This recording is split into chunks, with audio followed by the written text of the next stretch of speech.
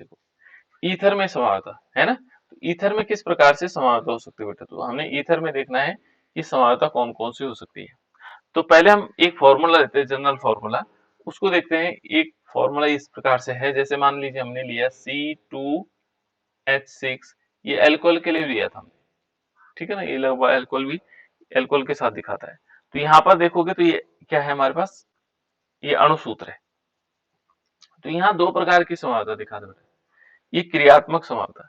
तो क्रियात्मक समावता होती क्या है, इस प्रकार के जो यौगिक होते हैं इनमें क्या होगा कि जो अणुसूत्र होते हैं वो तो समान होते हैं, लेकिन क्रियात्मक समूह क्या होते हैं, इनमें भिन्न भिन्न होते हैं। इनमें क्या होगा, क्रियात्मक समूह क्या होंगे, भिन्न होंगे। जैसे यदि हम इसको देखें तो ये इस प्रकार से हो सकता है, जैसे हमने यहाँ पर लिया देखो CH3 और OCH3। देखो इसमें कितने हैं, दो कार्बन है, दो कार्बन हमारे पास, एक और दो कार्बन, H6 हो गए, देखो ऑक्सीजन भी है। तो ये ईथर जो है क्या है, एक प्रकार का समावयव भी हो गया इसका। दूसरा हम इसको ऐसे बना सकते थे, देखो CH3CH2OH। तो इसमें किस प्रकार की समावता दिखा है इसने, क्रियात्मक समूह। यहाँ पर ईथर है और ये क्या है, एल्कोहल है। जहां पर क्रियात्मक समूह क्या होते हैं, भिन्न भिन्न होते हैं, ऐसे ऐसे पदार्थों में क्या इस यौगिकों को हम कहते हैं ये क्रियात्मक समावयवी है, ठीक है ना।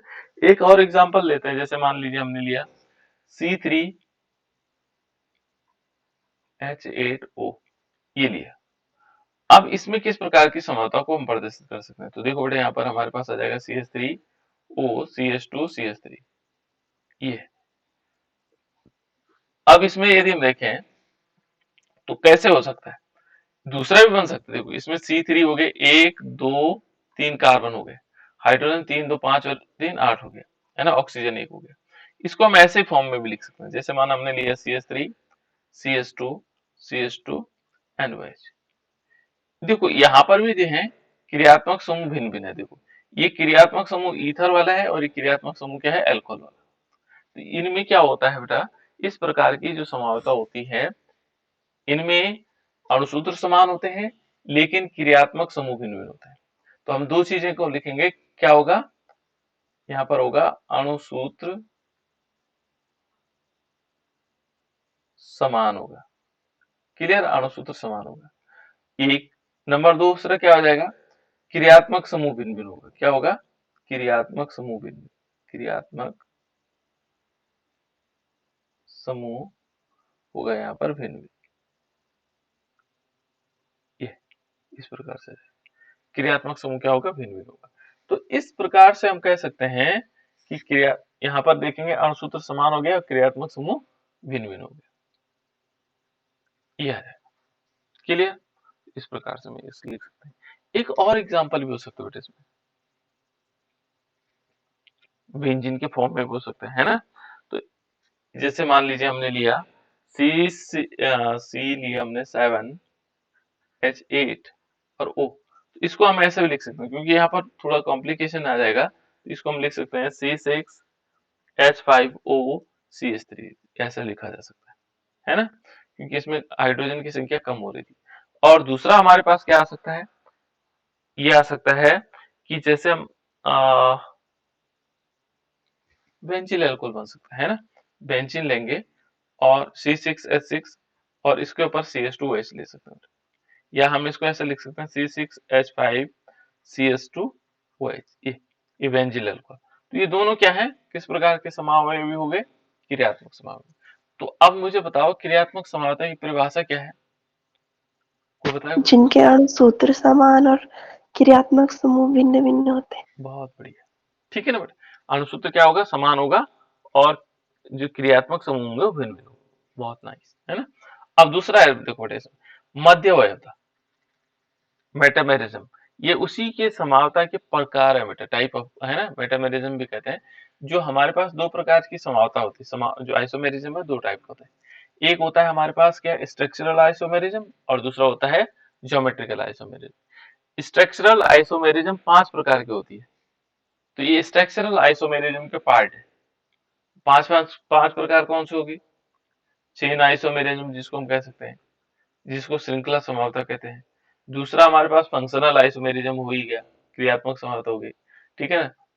तीसरी मध्यवर्त हो गई, चलावता हो गई, और एक और भी थी बेटा, स्थान समावता, जिसको हम पोजीशन आइसोमेरिज्म कहते हैं, है ना। तो 5 प्रकार की होती है समावता। कौन सी वाली? स्ट्रक्चरल। ठीक है ना। तो ये स्ट्रक्चरल के अंतर्गत ये मध्यवर्त होता है, और ज्योमेट्रिकल के अंतर्गत दो होती है, एक ऑप्टिकल होती है, एक क्या होती है, ज्योमेट्रिकल होती है। ठीक है ना, जिसको स्टीरियो आइसोमेरिज्म कहते हैं, त्रिविम समावता, है ना। तो यहाँ पर अलग अलग प्रकार। अब मध्यवर्त में क्या होगा, इनमें ये ध्यान रखना बेटा कि इनके मध्य में क्या होता है, ग्रुप भिन्न भिन्न होंगे, उससे लगे हुए जो ग्रुप होंगे वो अलग अलग होंगे। जैसे माना एक एग्जांपल लेते हैं, हम लेते हैं एक एग्जांपल, ये है C4H10O। मान लीजिए देखो, C4H10O, यहाँ पर क्या होगा, यहाँ पर एक तो अणुसूत्र समान होगा। पहले परिभाषा में हमें समझना होगा क्या समान होगा बेटा, इसमें अणुसूत्र समान होगा, पहली शर्त ये है। अणुसूत्र क्या होना चाहिए, समान होना चाहिए। लेकिन जो ग्रुप होगा ऑक्सीजन के दोनों ओर, यहाँ पर ऑक्सीजन हो सकता है या क्रियात्मक समूह हो सकता है, कोई भी क्रियात्मक समूह हो सकता है ना। यहाँ ऑक्सीजन, क्योंकि यहाँ ऑक्सीजन ईथर है तो इसलिए ऑक्सीजन होगा, है ना।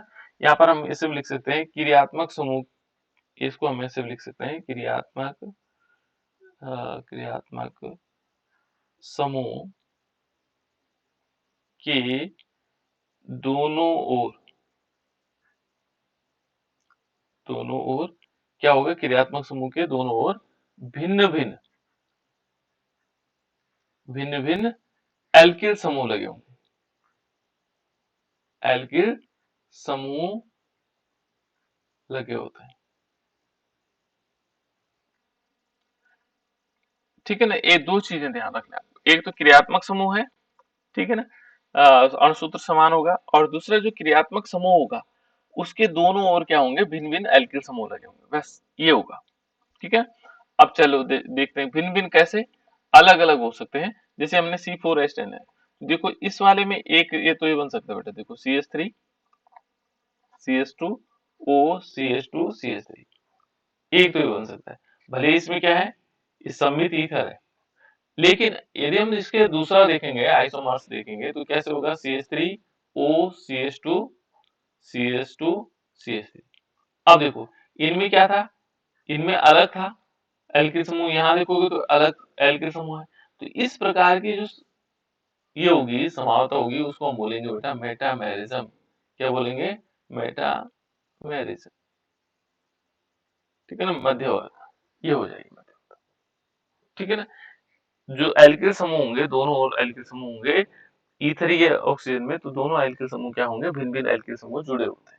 ठीक है ना, लगे होते हैं या जुड़े होते हैं, है ना। तो इस प्रकार से हम मेटामेरिज्म को दिखाते हैं। देखो है दोनों एल्किल समूह, यहाँ देखो, यहाँ प्रोपिल है, यहाँ मेथिल है, यहाँ मेथिल है, यहाँ एथिल है।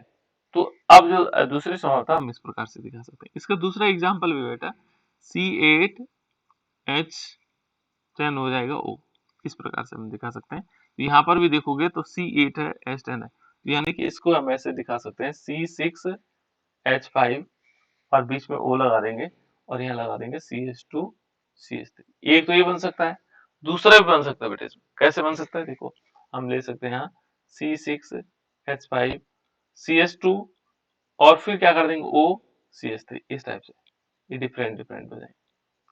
ठीक है ना। इस प्रकार की जो आइसोमेरिज्म होगी वो क्या कहलाएगी, मेटामेरिज्म। क्या कहते हैं इसको, मेटामेरिज्म। ये है मेटामेरिज्म, मध्यवर्ती। ठीक है ना। ये है हमारे पास क्या है, जो इसकी समावता थी, हमने बता दी कि इस प्रकार से दो प्रकार की समावताओं को प्रदर्शित करता है। अभी कोई और बच्चे बताएगा बेटा, मेटामेरिज्म की दो शर्तें क्या थी,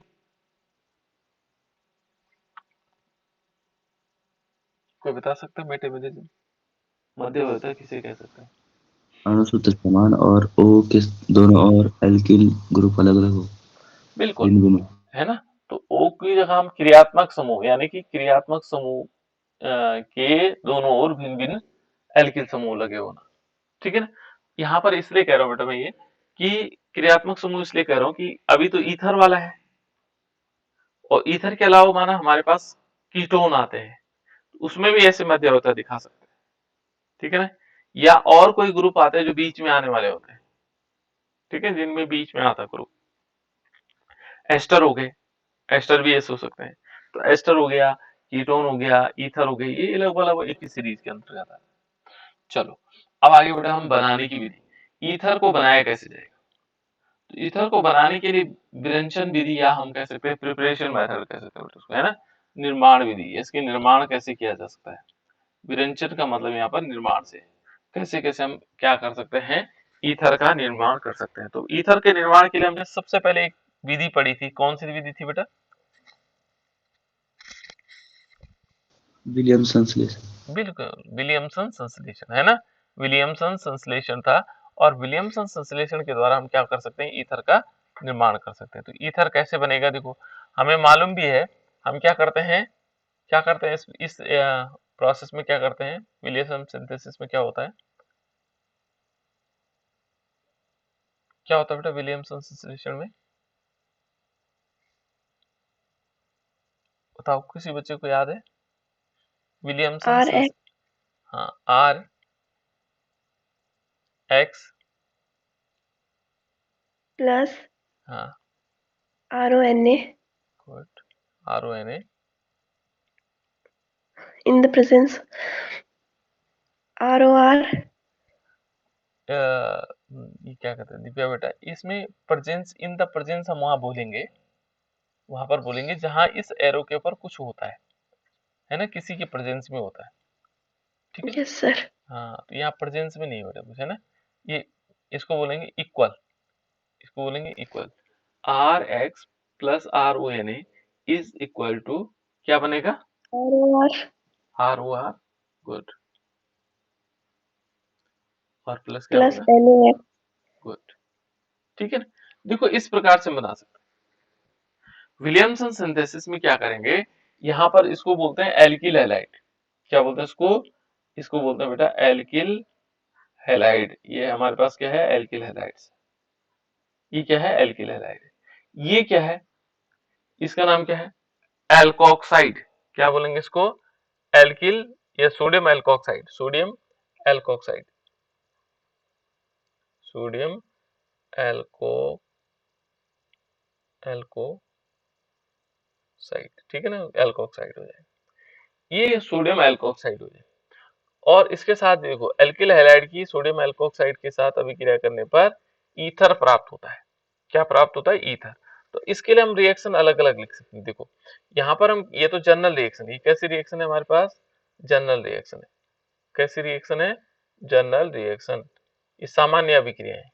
इसके आधार पर हम अन्य अभिक्रियाएं, बहुत सारे ईथर बना सकते हैं, ठीक है ना। जैसे माना हमने लिया, इस जगह पर लेते हैं, तो हम क्या करते हैं, यहाँ पर लेते हैं CH3 Cl ले लेते हैं, और प्लस हम क्या करते हैं, CH3 ONA ले लेते हैं, CH3 ONA, देखो CH3 ONA, इसके साथ हमने अभिक्रिया करवाई, है ना। तो ये जब अभिक्रिया करेगा तो ये क्या बना देगा, एक तो NaCl बन जाएगा, और बाकी इसके साथ जुड़ जाएगा, यानी कि CH3 OCH3 हो जाएगा, और प्लस क्या हो जाएगा, NaCl हो जाएगा। इस प्रकार से ये NaCl, ये CH3 OCH3 हो गया। तो जब ये CH3 OCH3 हो गया, तो ये कौन सा ईथर हो गया, डाइमेथिल ईथर, क्या बोलेंगे इसको, डाई मिथाइल ईथर, है ना। और इसका दूसरा नाम क्या है, मेथॉक्सी मेथेन। ये सम्मित सम्मित ईथर है बेटा हमारे पास, सिमेट्रिकल ईथर, ठीक है ना, सम्मित, दोनों तरफ समान, ये ऐसा भी बन सकता है। दूसरा भी हम बना सकते हैं, हम चाहें तो दूसरा बना सकते हैं। हम क्या लें, एक जगह पर लेते हैं, जैसे मान लीजिए हमने लिया है यहाँ पर CH3 CH2 Cl ले लिया, और फिर हमने ले लिया CH3 CH2 ONA ले लिया, तो क्या बना देगा, ये बन जाएगा CH3 CH2OCH2CH3, इसका नाम क्या होता है बेटा, NaCl। क्या नाम होगा इसका, कोई बता सकता है? Diethyl ether. बिल्कुल, डाइथिल ईथर बन जाएगा, ठीक है ना।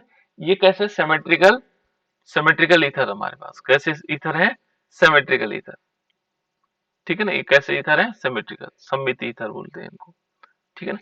असम्मित भी बना सकते हैं, असमित में हम क्या करेंगे, यहाँ पर एल्कोक्साइड बदल दो, है ना। जैसे माना हमने लिया CH3 CH2 Cl ले लिया और प्लस यहाँ पर CH3 Br कर दिया, CH3 ONA कर दिया। तो ऐसे में क्या होगा, असमित ईथर बन जाएगा, यानी कि CH3 CH2 O CH3 और प्लस क्या हो जाएगा NaCl। इसका नाम क्या है बेटा,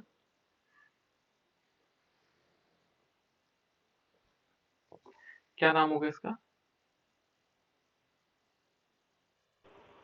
एथिल मैथिल ईथर। बिल्कुल एथिल मेथिल ईथर। एक तरफ एथिल लगा हुआ, दूसरी तरफ मेथिल लगा हुआ, ईथर है ही एथिल मेथिल ईथर। इसके अलावा एक और बन सकता है, देखो हम यहाँ पर ले सकते हैं फिनॉक्साइड।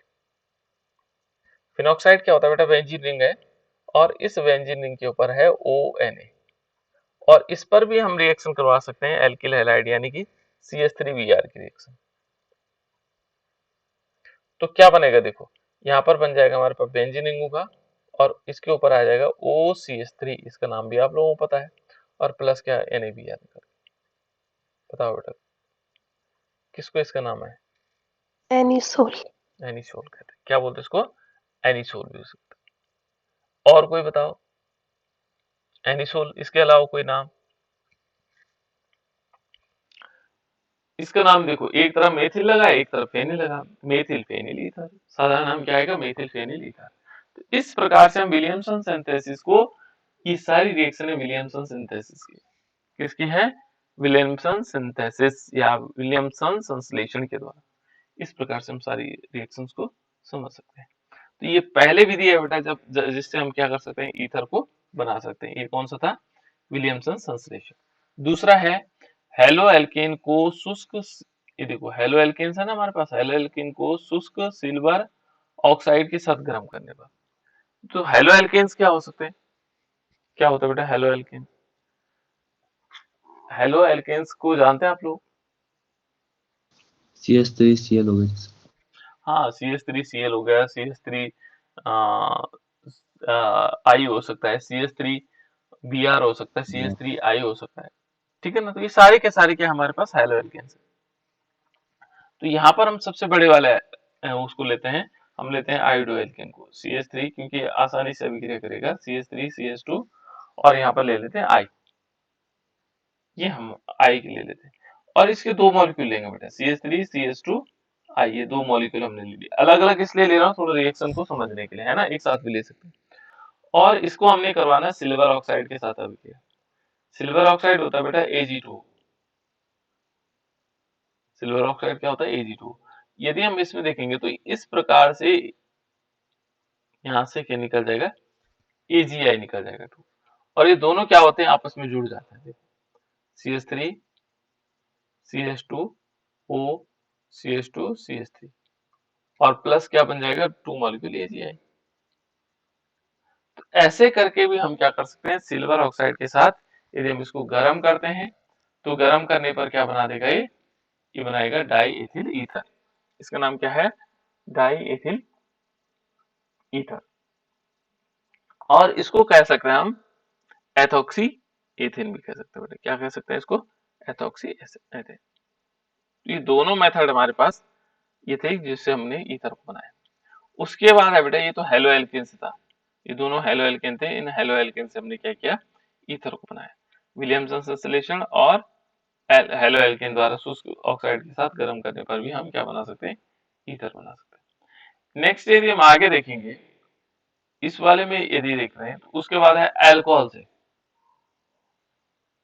अल्कोहल से हम किस प्रकार से बना सकते हैं, तो यहाँ पर यदि देखेंगे तो अल्कोहल से किस प्रकार से हम क्या कर सकते हैं, ईथर बना सकते हैं। देखो पहला है इसमें निर्जलीकरण द्वारा। देखो यहाँ पर दो पार्ट है बेटा अल्कोहल का, एक तो निर्जलीकरण द्वारा, और निर्जलीकरण में दो पार्ट है, एक है अम्ल उत्प्रेरित निर्जलीकरण और एक है उत्प्रेरकीय निर्जलीकरण। तो पहले वाले को देखते हैं, जो फर्स्ट नंबर हमारे पास है, ये है अम्ल उत्प्रेरित निर्जलीकरण, अम्ल उत्प्रेरित निर्जलीकरण। तो अम्ल उत्प्रेरित निर्जलीकरण में होता क्या है, ये अम्ल उत्प्रेरित निर्जलीकरण में क्या होगा, यहाँ पर क्या करेंगे, अम्ल लेंगे हम और एक उत्प्रेरक के रूप में लेंगे। अम्ल लेंगे बेटा, क्या लेंगे, अम्ल लेंगे और उत्प्रेरक के रूप में। और किसके साथ, अल्कोहल के साथ। देखो यहाँ पर अल्कोहल हमारे पास है ना, तो हम क्या करते हैं, देखो हम लेते हैं एक लेंगे, पहले अल्कोहल बनाएंगे, अल्कोहल लेंगे तो हम ले लेते हैं अल्कोहल CH3 CH2OH, ये अल्कोहल हमारे पास। इसका नाम क्या है, क्या नाम है बेटा इसका, एथेनॉल। हाँ, इसका नाम एथेनॉल है। ठीक है ना, तो हम दो मॉलिक्यूल लेंगे एथेनॉल, एक ये ले लिया और दूसरा हम CH3 CH2OH ले लिया। और यहाँ पर क्या करेंगे, यहाँ पर लेंगे उत्प्रेरक, लेंगे यहाँ पर सांद्र H2SO4, जिसको हम कंसंट्रेट कहते हैं, कौन, ऐसे भी कहते हैं कौंग H2SO4। ठीक है ना, कंसंट्रेट H2SO4। और यहाँ पर क्या करेंगे, 413 केल्विन टेम्परेचर लेंगे। ये तो ध्यान रखना है आपको, अम्ल कौन सा होगा, है ना। और क्या बन जाएगा बेटा, ये बन जाएगा CH3 CH2O CH2 CH3। और इसका नाम क्या होगा, और प्लस इसमें H2O निकल जाए। देखो एक H यहाँ से और एक OH यहाँ से, बाकी ये जुड़ गया, है ना। इसका नाम क्या है, एथॉक्सी एथेन। बिल्कुल एथॉक्सी एथेन भी कह सकते हैं इसको, डाइएथिल ईथर। ईथर भी कह सकते हैं, दोनों ही सही है। एथॉक्सी एथेन भी इसको कहा जा सकता है बेटा, और डाइएथिल ईथर भी इसको कह सकते हैं। क्लियर। तो ये है अम्ल, क्योंकि हमने क्या लिया, अम्ल लिया, और अम्ल को उत्प्रेरक के रूप में लिया। अम्ल को किस रूप में लिया, उत्प्रेरक के रूप में लिया, तो इसको बोलते हैं अम्ल उत्प्रेरकीय, है ना, निर्जलीकरण। क्लियर हो गया बेटा। आगे थोड़ा सा और चलते हैं। ये तो है हमारे पास अम्ल उत्प्रेरकीय निर्जलीकरण। उसके बाद थोड़ी और आगे चलते, देखो ये है, उसके बाद क्या आ जाएगा, दूसरा है उत्प्रेरकीय निर्जलीकरण। अभी सिंपल वाला उत्प्रेरकीय निर्जलीकरण है, तो उत्प्रेरकीय निर्जलीकरण में क्या, किस प्रकार से हो सकता है, इसको भी समझ लेते हैं किस टाइप से हो सकता है। दूसरा नंबर है उत्प्रेरकीय निर्जलीकरण। तो उत्प्रेरकीय निर्जलीकरण में क्या होगा, यहाँ पर उत्प्रेरक लेंगे एल्यूमिना। एल्यूमिना का फॉर्मूला किसी को मालूम है बेटा, किसी को मालूम है, CH3 CH2OH। ये दो मॉलिक्यूल लेंगे हम ethyl alcohol CH3 CH2OH। Alumina का फॉर्मूला मालूम है, नहीं है तो नोट कर लो, Al2O3। क्या बोलते हैं इसको, Al2O3, एल्युमिनियम ऑक्साइड, है ना। और यहाँ पर जो है 525 केल्विन लेंगे टेम्परेचर, 525 केल्विन टेम्परेचर। और इसकी उपस्थिति में जब हम इसको अभिक्रिया करवाएंगे तो ये क्या बन जाएगा, CH3 CH2O CH2 CH3, ये बन जाएगा। और प्लस इसमें क्या होगा, वाटर मॉलिक्यूल H2O निकल जाएगा। तो ये क्या है बेटा, यहाँ पर ये हमारे पास है डाईएथिल ईथर। क्या है ये, डाईएथिल ईथर बन जाएगा। तो इस प्रकार से भी हम क्या कर सकते हैं, इसको निर्जलीकरण करवा सकते। तो यहाँ पर ये दो प्रकार की अभिक्रियाएं थी, ठीक है ना। अब और आगे चलते हैं, देखो एल्कोहल पर डाईएजोटाइज, देखो एल्कोहल पर डाईएजोमेथेन की क्रिया द्वारा, जो डाईएजोमेथेन है इसकी क्रिया द्वारा भी हम इस पर अभिक्रिया कर सकते हैं। तो देखो कैसे हो सकता है, तो ये एल्कोहल है, और एल्कोहल पर हम क्या करना है, यदि हम क्या करेंगे, डाईएजोमेथेन की अभिक्रिया द्वारा। तो ये अल्कोहल पहले हम ले लेते हैं, अल्कोहल। अल्कोहल क्या होता है बेटा, जैसे हमने लिया CH3 CH2OH, ये कौन सा अल्कोहल है बेटा, कोई बताओ इसका अल्कोहल का नाम, इस अल्कोहल का नाम बताओ तो। एथेनॉल। एथेनॉल, गुड, ठीक है ना, एथिल अल्कोहल या एथेनॉल। CH3 CH2OH है बेटा, तो ये एथेनॉल है, और इसको हम क्या कह सकते हैं, साथ साथ में एथिल अल्कोहल भी कह सकते हैं। यहाँ पर हम रिएक्शन करवाएंगे CH2N2। 11th के बच्चे बेटा थोड़ा सा सुस्त हो गए, बीच बीच में बोलते रहते थे। 12th के भी सुस्त हो रखे हैं, लेकिन कम, है ना, उनको बताना बेटा। ये देखो इसका नाम है डाईएजोमेथेन। एजो शब्द मैंने कहा था कि N2 के लिए होता है, डाईएजो, एजो शब्द जो है नाइट्रोजन के लिए होता है। तो यहाँ पर देखो डाईएजो, डाईएजो का मतलब क्या होगा, दो नाइट्रोजन लेकर, डाईएजोमेथेन की क्रिया द्वारा। तो ये डाईएजोमेथेन है, इसकी क्रिया से क्या बनेगा, देखो N2 तो अलग निकल जाएगा, यहाँ पर लेंगे बेटा HbF4। HbF4 का नाम क्या था, इसका नाम क्या था बेटा, कोई बताएगा?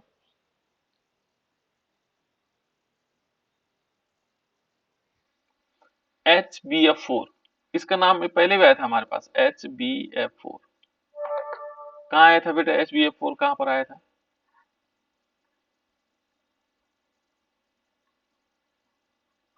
कहाँ आया था HbF4? वर्जिस के मन के। बिल्कुल राइट, इसको बोलते हैं बेटा फ्लोरोबोरिक अम्ल। क्या बोलेंगे इसको? फ्लोरोबोरिक अम्ल। वर्जिस की मेन अभिक्रिया में है ना फ्लोरोबोरिक अम्ल, ठीक है ना, फ्लोरोबोरिक अम्ल, इसको याद रखिएगा, वर्जिस की मेन अभिक्रिया के लिए महत्वपूर्ण है और इस अभिक्रिया के लिए महत्वपूर्ण है, ठीक है ना। तो यहाँ पर हम इसकी अभिक्रिया करवाएंगे और इसकी अभिक्रिया करवाने के बाद ये क्या किस चीज का, किसकी प्रेजेंस में अभिक्रिया करवाएंगे और क्या बना देगा, ये ईथर का फॉर्मेशन करेगा। यानी कि देखो एक तरफ आएगा CH3 CH2O और दूसरी तरफ CH3 आएगा, है ना, और प्लस इसमें क्या होगा, नाइट्रोजन गैस के फॉर्म में अलग निकल जाएगा। देखो बेटा ये क्या बना,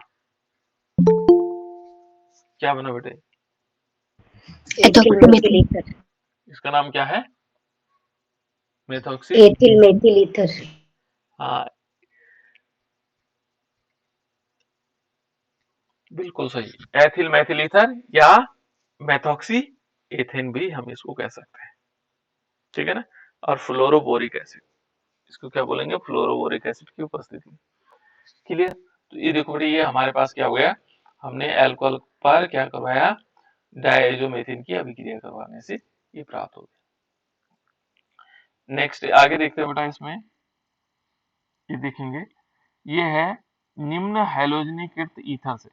तो निम्न हैलोजनीकृत ईथर से इस पर हम क्या करेंगे, निम्न हैलोजनीकृत ईथर किस प्रकार से होगा, जिसमें जिसने माना कोई ईथर है, ईथर हमारे पास है देखो CH3O और मान लीजिए हमने कहा CH3O CH2Cl, ये देखो इसको बोलते हैं बेटा निम्न हैलोजनीकृत ईथर, है ना। और इस पर यदि हम क्या करवाएं, ग्रिग्नार्ड अभिकर्मी की अभिक्रिया करवाते हैं। ग्रिग्नार्ड अभिकर्मी होता है बेटा हमारे पास C2H5Mg और Br, ये होता है ग्रिग्नार्ड अभिकर्मी, है ना, अलग अलग ग्रिग्नार्ड अभिकर्मी, है ना। ये C2H5 ले ली हमने, और जब हम इसकी अभिक्रिया करवाएंगे तो क्या बनेगा, देखो यहाँ पर क्या होगा, इस पोजीशन पर से एक तो Cl निकल जाएगा इसके साथ, है ना, और बाकी वहां जुड़ जाएगा, यानी कि बना देगा CH3O CH2, यहाँ पर क्या आएगा C2H5 आएगा, क्या आएगा बेटा C2H5, और इसमें क्या होगा, प्लस क्या होगा Mg और एक साइड Br होगा और एक साइड Cl होगा। तो इस प्रकार से हमारे पास एक बड़ा ईथर बन जाएगा और इसको बोलते हैं मेथिल प्रोपिल ईथर। देखो एक तरफ तो मेथिल लगा हुआ है, एक तरफ क्या लगा, प्रोपिल लगा हुआ है, मेथिल प्रोपिल ईथर, या इसको कह सकते हैं मेथॉक्सी प्रोपेन, क्या बोल सकते हैं इसको, मेथॉक्सी प्रोपेन। तो इस प्रकार से भी हम एक ईथर बना सकते हैं।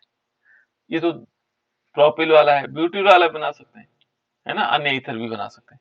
यहाँ पर थोड़ा बढ़ा दो, है ना, यहाँ पर क्या कर दो C3H7 कर दो,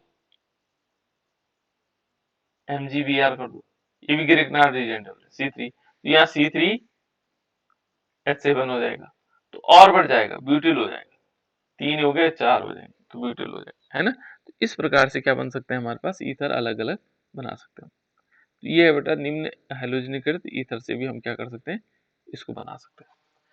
आगे देखिए ईथर के गुण, ठीक है ना, जिसकी फिजिकल प्रॉपर्टीज है बेटा, जो इसके भौतिक गुण है किस प्रकार से होगा, तो यहाँ पर ये देखोगे सामान्य ताप पर ये क्या होती है, गैसें होती है, सामान्य ताप पर क्या क्या होती है, ये गैसें होती है ना, इनको गैस के फॉर्म में रहते हैं। ईथर क्या है, एक प्रकार की गैस है,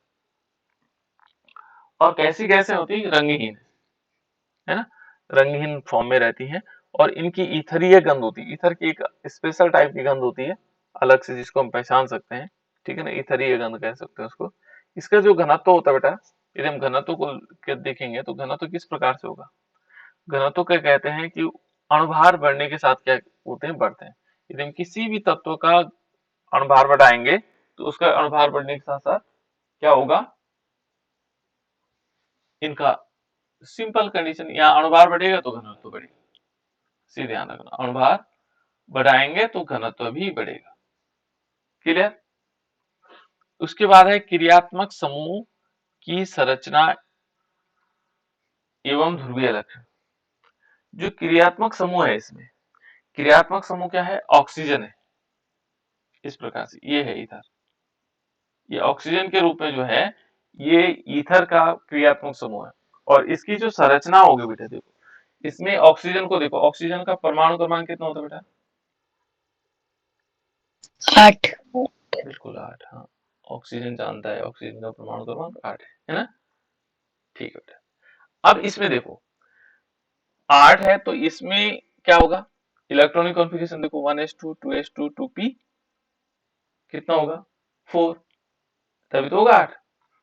इलेक्ट्रॉनिक कॉन्फ़िगरेशन थोड़ा इसको समझते हैं, है ना? अब जब इसमें देखो p में कितने हैं? 4 है आयतन कक्षा में, क्योंकि इसमें 6 तक रह सकते हैं ना। तो यहाँ क्या होता है बेटा, जो ऑक्सीजन होगा वो इस प्रकार से देखो 4 और 2 6 इसकी बाह्यतम कक्षा में इलेक्ट्रॉन है। तो 6 किस प्रकार से होते हैं? 2 तो ये हो गए, 2 यहाँ 4 हो गए, एक इधर होगा एक इधर होगा, 6 हो जाए, या दोनों एक साइड दिखा दो, है ना? 6 होंगे।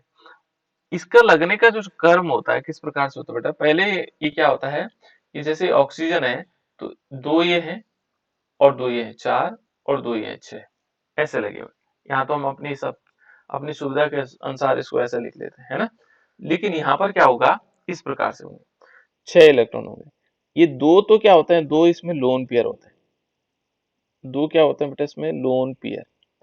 लोन पेयर को बोलते हैं हम एकांकी युग्म। क्या बोलते हैं? एकांकी युग्म बोलते हैं, है ना? इसको लोन पेयर कहते हैं। और एक क्या होता है? बॉन्ड पेयर होता है, जिसको हम बोलते हैं बंधन युग्म, है ना? जो बंध बनाएगा। तो यहाँ पर पहले हम इसका संकरण देखते हैं, इसमें संकरण कौन सा होगा, ईथर में कौन सा संकरण होगा। कैसे पता लगाएंगे ईथर में कौन सा संकरण होगा? चलो अभी बता देते हैं। देखो बेटा, इसका संकरण के लिए हम क्या करेंगे? हाइब्रिडाइजेशन जिसको हम बोलते हैं, क्या बोलते हैं इसको? हाइब्रिडाइजेशन। क्या बोलेंगे? हाइब्रिडाइजेशन। अंग्रेजी में हाइब्रिडाइजेशन, हिंदी में बोलते हैं संकरण। तो संकरण किस प्रकार से आएगा, है ना? तो हमने सभी अभी बताया था ऑक्सीजन कितना है एटॉमिक नंबर, ऑक्सीजन का एटॉमिक नंबर 8 है बेटा। और यहाँ पर आएगा 1s2 2s2 2p4, ये तो आप लोगों ने देखा है ना? तो s में कितने इलेक्ट्रॉन है? s के पास 2 इलेक्ट्रॉन है। p के पास कितने हैं? p को देखेंगे तो p के पास कितने, p के कितने कक्षक होते हैं? p के कितने कक्षक होते हैं बेटा, बताओ जल्दी से। 3 सर। हाँ, वेरी गुड। ये ग्राउंड स्टेट में देखेंगे, अद्यतन अवस्था। तो यहाँ 4 भरे हुए हैं तो हुंड का नियम 1 2 3 और चौथा फिर यहाँ, हुआ कि नहीं हुआ? अब हमने क्या देखना है इसमें, यहाँ पर तो हमारे पास 2 अनपेयर्ड इलेक्ट्रॉन है। कितने अनपेयर्ड इलेक्ट्रॉन है? 2। कितने अनपेयर्ड इलेक्ट्रॉन है बेटा? 2। लेकिन हमें तो चाहिए कितने? 2 ही तो चाहिए, है ना? तो यहाँ पर क्या होगा कि यहाँ से जो हाइब्रिडाइजेशन में होगा, हाइब्रिडाइजेशन में यहाँ से लेकर के यहाँ तक सब के सब भाग लेते हैं, ठीक है ना? तो एक तो s का ऑर्बिटल हो गया और 3 p के ऑर्बिटल हो गए, तो sp3 हाइब्रिडाइजेशन होगा। इसमें कौन सा होगा? sp3 हाइब्रिडाइजेशन, ठीक है ना? और इस sp3 हाइब्रिडाइजेशन में जब sp3 हाइब्रिडाइजेशन होगा तो हम इसको ईथर को ऐसे मान सकते हैं, एक एल्किल ग्रुप ही है, एक एल्किल ग्रुप ही है, 2 एल्किल ग्रुप लगे हैं ना बेटा इसमें। तो अब किस प्रकार से, जैसे एल्किल ग्रुप लगे हुए हैं तो यहाँ पर क्या होगा, इस वाली पोजीशन पर एक CH3 या एल्किल ग्रुप लगा होगा, एक एल्किल ग्रुप यहाँ लगा होगा। तो हम इसको अब ये 2 क्या है? ये 2 लोन पेयर है, लेकिन ये हाइब्रिडाइजेशन में पार्टिसिपेट कर रहे हैं बेटा, इसलिए इसमें कौन सा हाइब्रिडाइजेशन होगा? sp3। कौन सा हाइब्रिडाइजेशन होगा बेटा इसमें? sp3। पूछा जाएगा आपसे ईथर में किस प्रकार का हाइब्रिडाइजेशन होता है। अब इसकी जो संरचना होगी, संरचना sp3 के अनुसार देखेंगे तो sp3 की संरचना कैसे होती है बेटा? जहां पर sp3 हाइब्रिडाइजेशन होता है उसकी संरचना कैसे होती है? चतुष्फलकी। बिल्कुल, बहुत बढ़िया। इसकी जो संरचना होती है बेटा वो होनी चाहिए थी चतुष्फलकीय कैसे होनी चाहिए थी कह रहा हूं मैं, है ना, कैसे होनी चाहिए थी, टेट्राहेड्रल या चतुष्फलकीय। ठीक है ना, यहाँ पर हमें ये ध्यान होना चाहिए इसकी संरचना होनी चाहिए थी चतुष्फलकीय, लेकिन इसकी संरचना कैसे होती, इसका बॉन्ड एंगल यदि चतुष्फलकीय होगी तो बॉन्ड एंगल कितना होना था, बॉन्ड एंगल होना था 109 डिग्री 28 मिनट होना चाहिए था, ये दो चीजें होनी चाहिए थी, ये है नहीं इनमें, ये है नहीं बेटा इसमें, लेकिन होनी चाहिए थी। यहां पर यदि देखेंगे तो यहां पर क्या हुआ, ये जो दो लोन पेयर ऑफ इलेक्ट्रॉन है, तो यहां पर एक सिद्धांत होता है बेटा VSEPR सिद्धांत, है ना, इसको बोलते हैं VSEPR थ्योरी। तो valence shell electron pair repulsion theory, है ना। तो ये VSEPR थ्योरी 12 वालों ने तो पढ़ा है, लेकिन 11 वालों को मैं बताऊंगा। इसमें क्या होता है बेटा कि जो बॉन्ड पेयर होते हैं, बॉन्ड पेयर रिपल्सन होता है वो सबसे कम होता है, ये सबसे कम होता है। जो एक बंध है, देखो जो बॉन्ड बनाया हुआ है, ये बॉन्ड पेयर और ये भी बॉन्ड पेयर है, इनके बीच जो रिपल्सन होगा कम होगा, लेकिन ग्रेटर होता है lone pair bond pair repulsion, यानी कि ये ज्यादा होता है। कौन सा, ये जो बॉन्ड पेयर है और लोन पेयर, इनके बीच ज्यादा रिपल्सन होगा, प्रतिकर्षण होगा। और सबसे ज्यादा जो रिपल्सन होता है वो किसके बीच होता है, लोन पेयर के बीच सबसे ज्यादा जो रिपल्सन होगा इनके बीच प्रतिकर्षण ज्यादा होता है, ये ज्यादा प्रतिकर्षण होता है, और ये इसको धक्का देता है इधर की तरफ, और ये और सबसे कम ये होता है ना। इस प्रकार से यदि इसको देखोगे तो इसकी संरचनाएं क्या है, इसमें देखोगे तो इसका आकार कैसे होना चाहिए, थोड़ा सा मुड़ जाना चाहिए, है ना, बेंट हो जाना चाहिए। जो 109 डिग्री था वो भी बदल जाएगा, वो भी क्या हो जाएगा, बदल जाएगा, उसका आकार भी बदल जाएगा। तो इसका आकार हल्का सा क्या हो जाएगा, वी शेप हो जाएगा, इसकी जो संरचना होगी वो कैसे होगी, वी शेप हो जाएगी, थोड़ा सा बदला हुआ ऐसे, इसको कह सकते हैं वी शेप, वी के आकार का हो जाएगा, है ना। और इसका जो बॉन्ड एंगल है, यदि हम देखेंगे बंधन कोण, ठीक है ना, बॉन्ड एंगल जो होगा वो 110 डिग्री हो जाता है।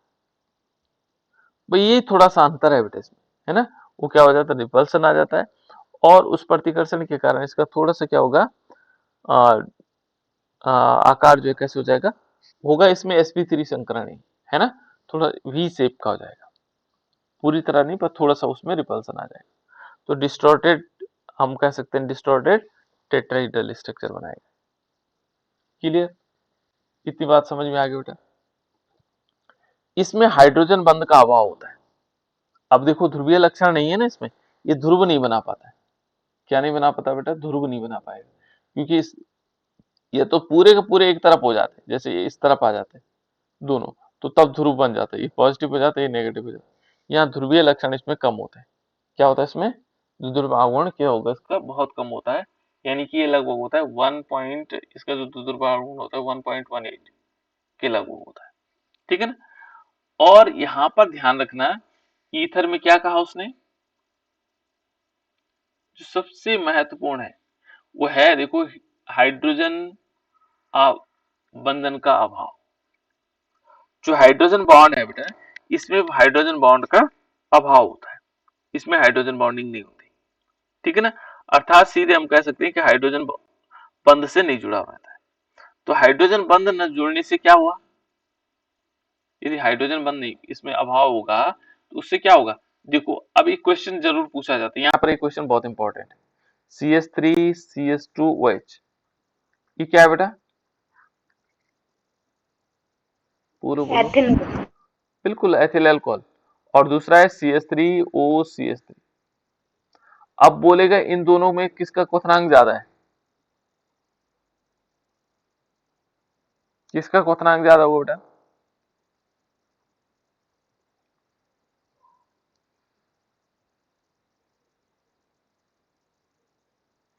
किसका क्वथनांक ज्यादा होगा, क्वथनांक इसका ज्यादा होगा, क्योंकि इसमें हाइड्रोजन बंध बनते हैं, इसलिए क्वथनांक ज्यादा होगा, इसका क्या होगा, कम होगा, जबकि दोनों अणुसूत्र समान है। ठीक है ना। तो यहाँ पर ये ध्यान रखना, इसमें हाइड्रोजन बंद नहीं बनते, किसमें? ईथर में। हाइड्रोजन, हाँ, हाइड्रोजन बंद न बनने के कारण ईथर क्या हो जाता है? ईथर को क्या माना जाता है? ईथर को माना जाता है कि उसका क्वथनांक कम होगा, किसकी तुलना में? अल्कोहल, क्योंकि कंपेयर हमेशा किससे किया जाता है? समान वाले से, है ना? अल्कोहल से कम होता है। और अल्कोहल का ज्यादा क्यों है? क्योंकि उसमें हाइड्रोजन बंद होते हैं। क्लियर हुआ बेटा इतनी बात? ये हाइड्रोजन बंद। तो यहाँ पर क्वथनांक भी हम समझ गए साथ साथ। इनका जो क्या होगा? क्वथनांक कम होगा, अल्कोहल से कम होगा। ये पूछा जाएगा आपसे, ईथर का क्वथनांक अल्कोहल से कम होता है क्यों? तो आप लिखोगे क्योंकि ईथर क्या होता है?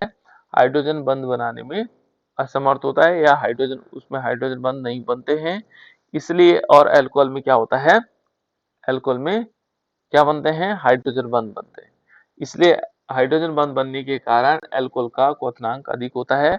और हाइड्रोजन इसमें यदि देखोगे तो इसमें क्या माना जाता है? इसका क्वथनांक कम होने के कारण इसमें हाइड्रोजन बंद नहीं बनते हैं, इसलिए क्वथनांक भी हो जाए। ठीक है ना? विलीयता देखो बेटा, यहाँ देखो, अभी इसमें ध्रुवीय गुण तो है नहीं, तो इसलिए क्या माना जाता है कि ये जल में कम विलीय होता है। ठीक है ना? जल में क्या माना जाता है? कम विलीय माना जाता है। किसमें घुलता है? बेंजीन हो गया, क्लोरोफॉर्म हो गया, इनमें अधिक घुल जाता है।